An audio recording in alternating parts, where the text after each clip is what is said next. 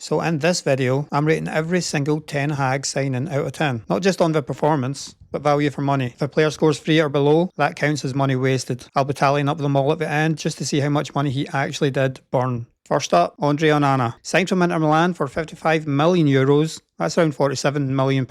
Now, this guy was brought in to replace David De Gea, a club legend. Let's be honest, Onana is a downgrade, a massive downgrade. So he doesn't command his box. He doesn't come for crosses. His shot stopping is average at best. His passing is not anywhere near the level what we were expecting when we bought him. He is just such a bad goalkeeper in almost every single way. I don't ever see this guy improving. He's had 2 seasons and he's going backwards. This is a 3 out of 10. So Altay Bayındır, signed from Fenerbahce for €5 million. That's roughly £4.2 million.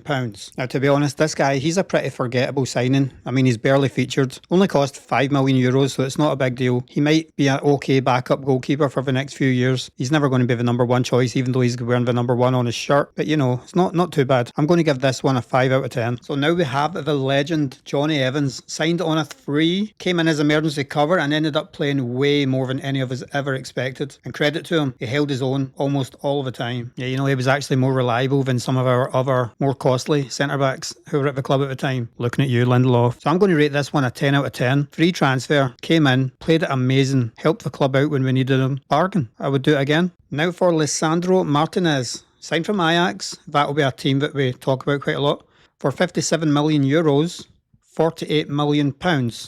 An absolute Rolls Royce of a defender when he's fit. You cannot argue about that. And there is the main issue. His injury record over the last 2 years, he's only been able to make 31 league appearances. That's just not enough. It's not good enough. We need him back in the squad, in the team, in that defensive line, doing what he does best. So given his record with injury, I'm going to give him a 5 out of 10. If he didn't have injury problems, he would definitely be a 10 out of 10. Next up, Matthias de Ligt. Signed from Bayern Munich for €50 million, roughly £42 million. Now this man, he's an experienced, solid defender. He's reliable when he's fit. He's a good influence for young players around him. He's played with massive clubs and massive leagues, and now he's going to play for us. His first season, I thought he was pretty good, and if he keeps going like this, he will get value for money. So on that basis, I'm going to give this one a 7 out of 10. Next up, Lenny Euro. He was signed from Lille for €60 million, £51 million. So he's young, he's fast, he's composed. He already looks like a bloody star. This kid is going all the way, right to the top. So before we signed him, there was comparisons to Varane, and I was like, no way, Varane is too good. But this boy really is like a young Varane. And when it comes to Varane, Real Madrid beat us in the signing to get him. We beat Real Madrid in the signing to get Euro, and that is insane. This boy's a 10 out of 10, no doubt. Easy mark. Now on to Tyrell Malacia. He was signed from Feyenoord for €15 million, roughly £13 million.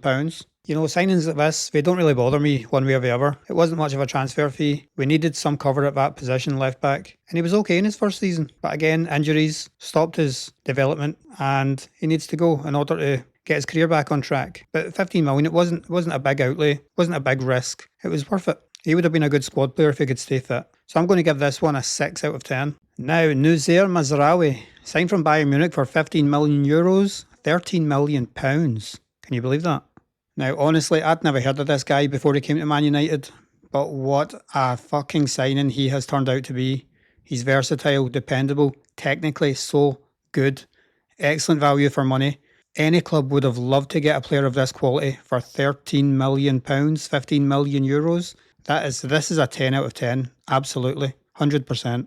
So, Casemiro, signed from Real Madrid for €70 million, roughly £60 million.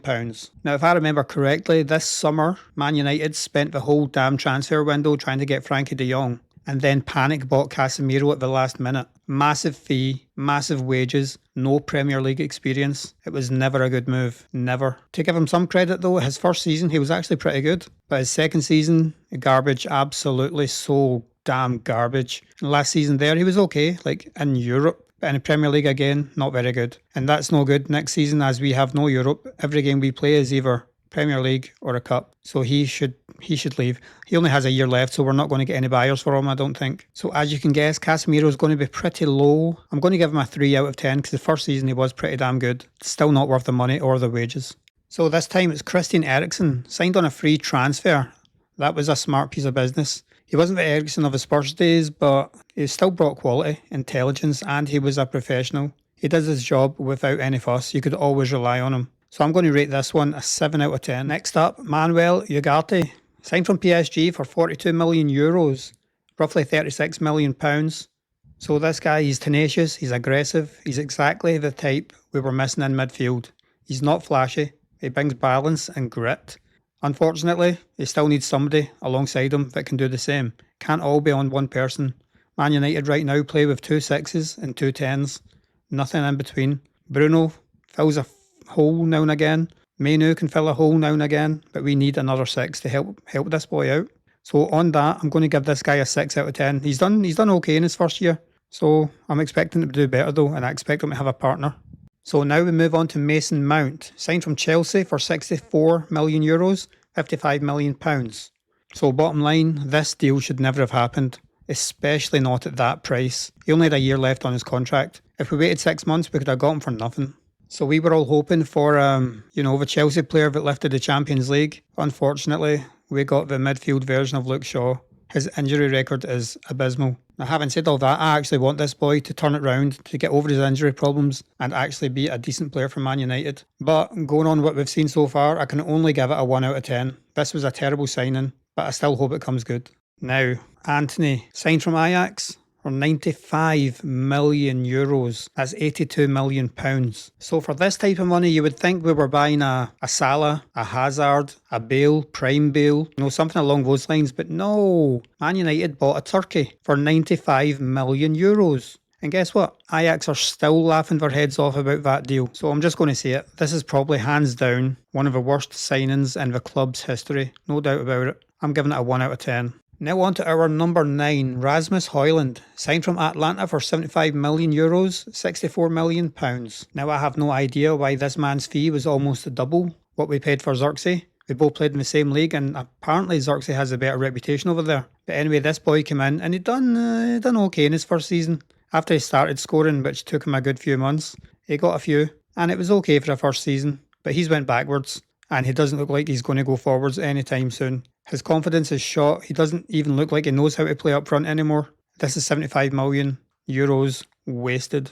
I'm going to give him a 3 out of 10 because there is promise. For some club, he might do a good job, but not leading the line, not at Manchester United. No chance.